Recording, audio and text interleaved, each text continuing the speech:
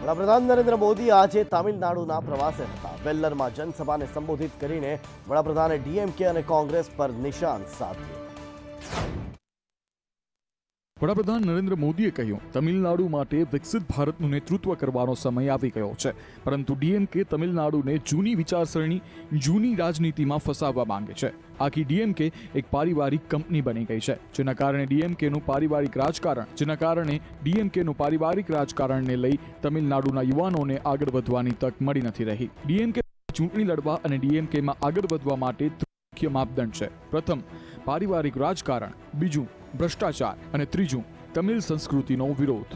DMK का focus कभी भी तमिलनाडु का विकास नहीं रहा है, लेकिन मैं ये विश्वास दिलाता हूं, एनडीए सरकार अपने तीसरे कार्यकाल में कोंगो रीजन और नीलगिरीज के विकास के लिए और तेजी से काम करेगी। इधर मोदी इन गारंटी। दिल्ही सरकारना मंत्री राजकुमार आनंदे राजीनामું આપી દીધું છે। राजकुमार आनंद दिल्ही सरकारમાં समाज कल्याण मंत्रीना पद पर હતા। તાજેતરમાં જ રાજકુમાર આનંદના ઘરે ઈડી દ્વારા દરોડા પાડવામાં આવ્યા હતા। રાજકુમાર આનંદે આમ આદમી પાર્ટી અને મંત્રી પદ બંનેમાંથી રાજીનામું આપી દીધું છે।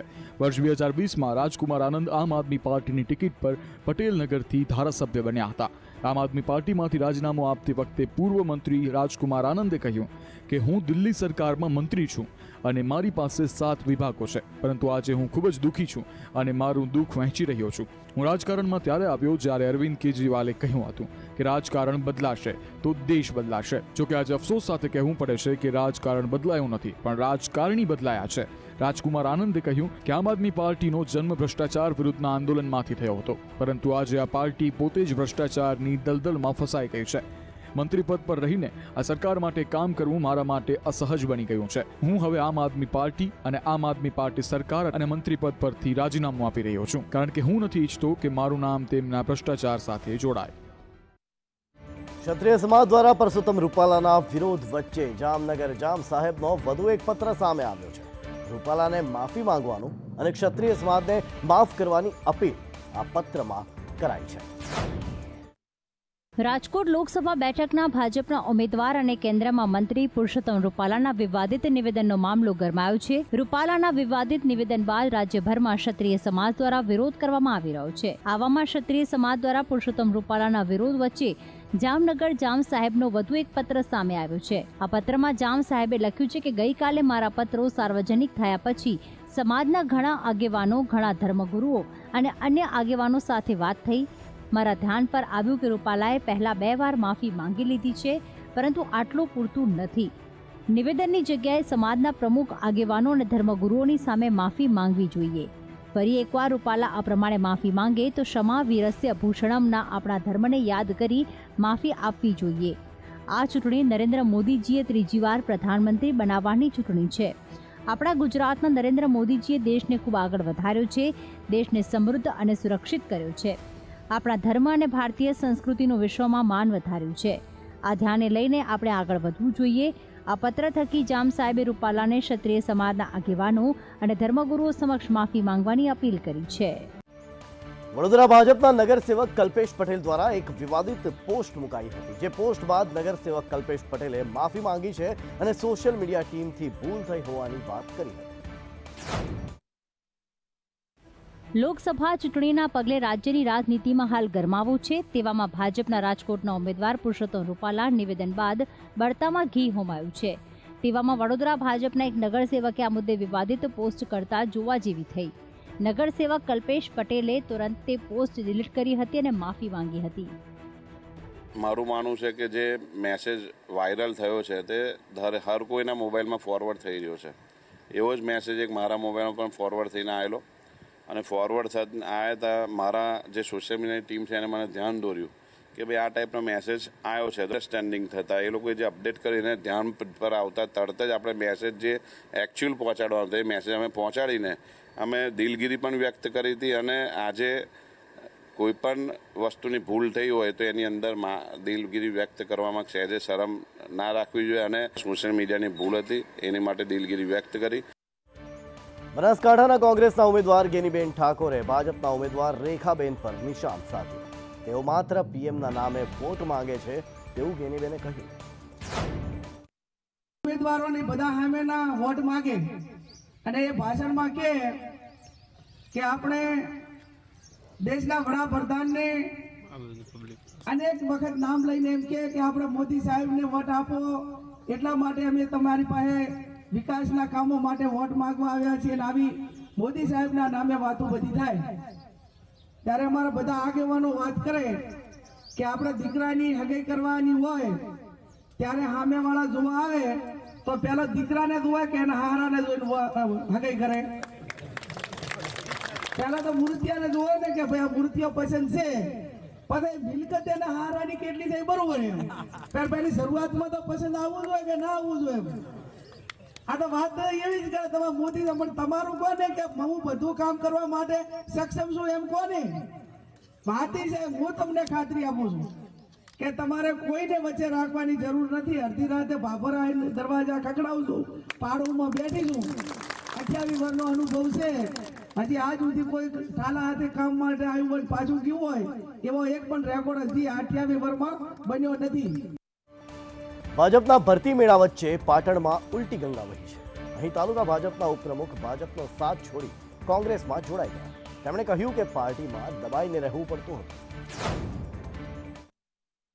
ભાજપમાં ભરતી મેળો ચાલુ છે. મોટી સંખ્યામાં કોંગ્રેસના નેતાઓ ભાજપમાં જોડાઈ રહ્યા છે. ત્યાં પાટણમાં ઉલટી ગંગા વહેતી જોવા મળી છે. જ્યાં તાલુકા ભાજપના ઉપપ્રમુખ એવા કિરણસિંહ ઠાકોર 50 કાર્યકરો સાથે કોંગ્રેસમાં જોડાઈ ગયા છે. કિરણસિંહ છેલ્લા 20 વર્ષથી ભાજપ સાથે જોડાયેલા હતા અને સ્થાનિક રાજકારણને સારી રીતે તેઓ સમજે છે. તેવામાં તેઓ કોંગ્રેસમાં જોડાતા અહીં સ્થાનિક લેવલે ભાજપને થોડું નુકસાન ચોક્કસપણે થઈ શકે છે. આ ઉપરાંત તેઓએ ભાજપમાંથી રાજીનામું આપ્યા બાદ પાર્ટી છોડવાનું કારણ પણ જણાવ્યું હતું. તેમણે કહ્યું કે ભાજપમાં નેતાઓને બહુ દબાવીને રાખવામાં આવે છે અને જે પાર્ટીમાં દબાઈને રહેવું પડે તે પાર્ટીમાંથી નીકળી જવું જ સારું તેવું નિવેદન કિરણસિંહે આપ્યું હતું અને પોતાના કાર્યકરો સાથે તેઓ કોંગ્રેસમાં જોડાઈ ગયા. દરેક આગેવાનો સાથે હું મારા ઘેર વધારી રહ્યો છું એટલે મને ખૂબ ખુશીનો આનંદ છે. એ માટે આજે મને ખૂબ સંતોષ છે. મારા ભાઈઓ પણ ખુશ છે એટલે હું રાજી થઈ અને કોંગ્રેસમાં જોડાઉં છું અને કામગીરી કરવા માટે હું સક્રિય.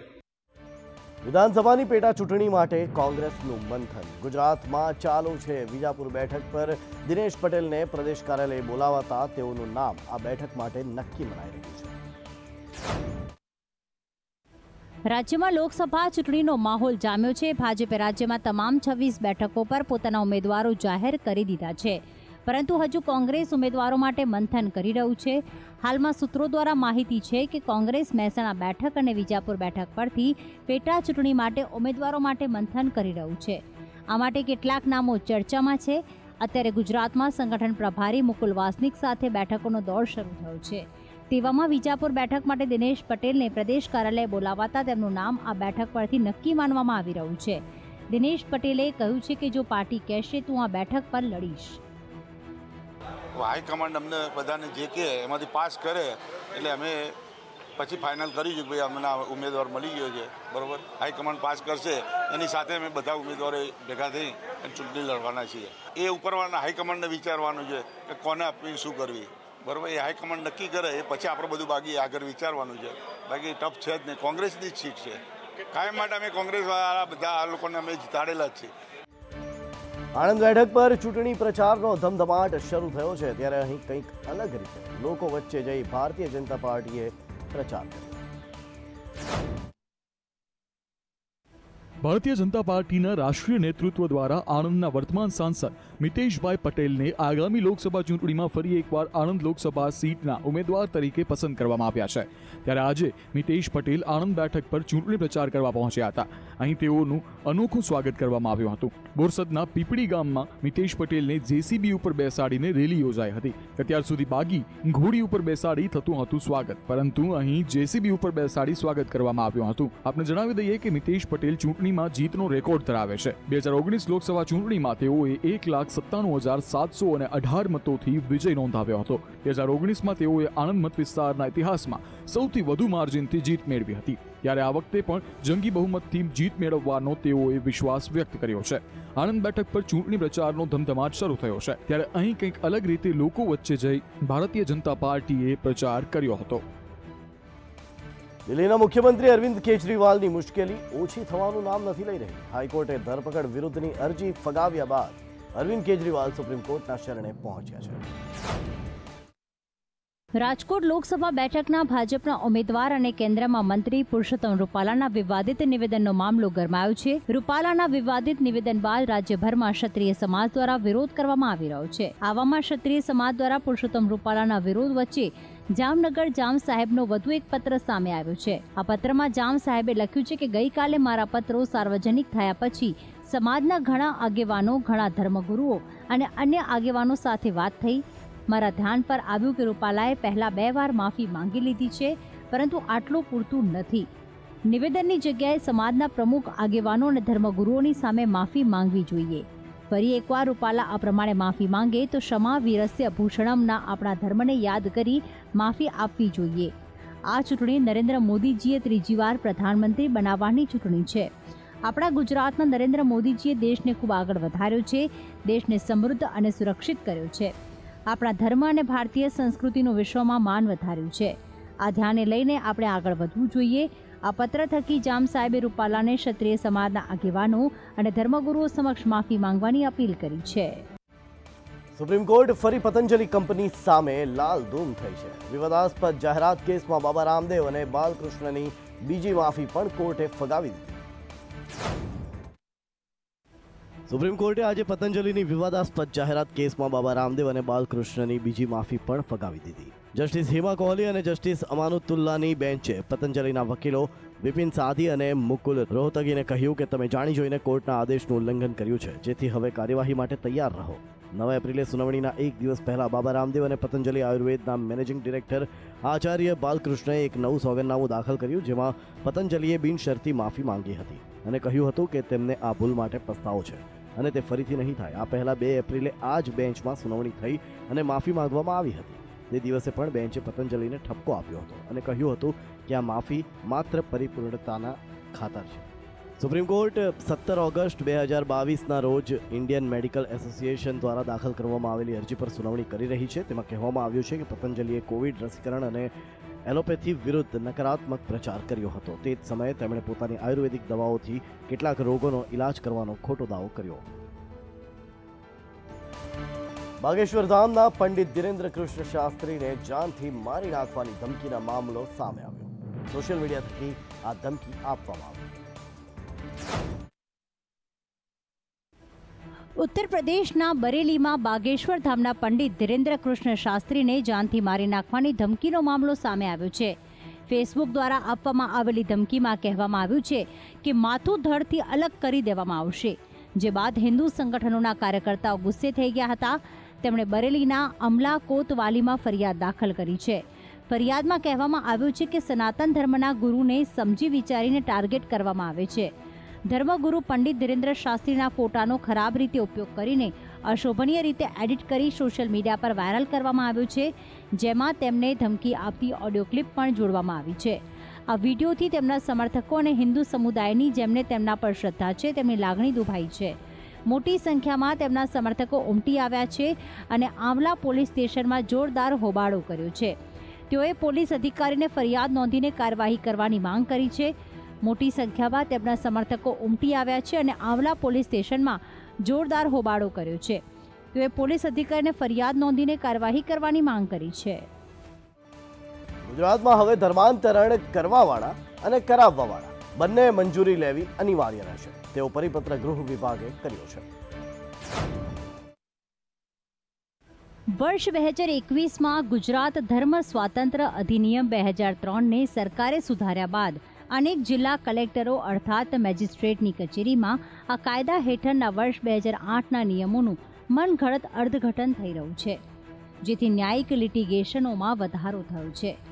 હિન્દુ નાગરિકો દ્વારા બૌદ્ધ ધર્મમાં પરિવર્તનની મંજૂરી માંગતી અરજીમાં નિર્ણયની પ્રક્રિયામાં અધિકાંશ જિલ્લા મેજિસ્ટ્રેટ કલેક્ટર કચેરીઓ બંધારણના અનુચ્છેદ 25/2 ને આગળ કરી રહ્યા છે, જેમાં હિન્દુ ધર્મમાં શીખ, જૈન અને બૌદ્ધ ધર્મનો સમાવેશ થતો હોવાનું કહીને અરજીઓ રદ કરતા હોવાનું ધ્યાને આવતા ગૃહ વિભાગે 8મી એપ્રિલને સોમવારની રાતે એક મહત્વનો પરિપત્ર કર્યો, જેમાં હિન્દુમાંથી બૌદ્ધ, શીખ અને જૈન ધર્મમાં પરિવર્તન માટેની મંજૂરી અનિવાર્ય હોવાની સૂચના રાજ્યના તમામ કલેક્ટર્સને આપી છે. ગુજરાતમાં દર વર્ષે વૈશાખ મહિનાની બુદ્ધ પૂર્ણિમાએ મોટી સંખ્યામાં હિન્દુ ધર્મમાંથી બૌદ્ધ ધર્મ અંગીકાર થાય છે. આ વર્ષે લોકસભા ચૂંટણી વચ્ચે 23મી મેના રોજ બુદ્ધ પૂર્ણિમા છે.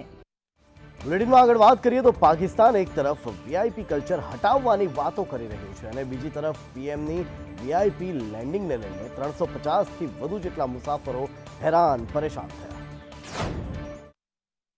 સાઉદી અરેબિયાથી પાકિસ્તાનના ઇસ્લામાબાદ આવતા લોકો આશ્ચર્યચકિત થઈ ગયા જ્યારે તેમની ફ્લાઇટ 10 વાગ્યે અને 30 કલાકને બદલે 9 વાગ્યા અને 25 કલાકે એરપોર્ટ પર ઉતરી. જ્યારે પ્લેન રોકાયું ત્યારે મુસાફરોએ જોયું કે તેઓ ઇસ્લામાબાદ નહીં પણ લાહોર પહોંચ્યા છે.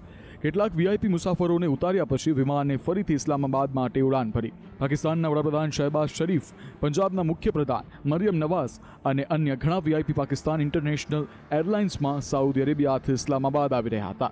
રક્ષામંત્રી ખ્વાજા આસિફ અને તેમના પરિવારના સભ્યો પણ હાજર હતા. વિમાનમાં 393 મુસાફરો મુસાફરી કરી રહ્યા હતા. પીઆઈએના એક અધિકારીએ જણાવ્યું કે સાઉદીથી ઇસ્લામાબાદ આવતી ફ્લાઇટને લાહોર તરફ વાળવામાં આવી હતી, જેના કારણે પ્લેનમાં બેઠેલા મુસાફરો ખૂબ જ પરેશાન હતા.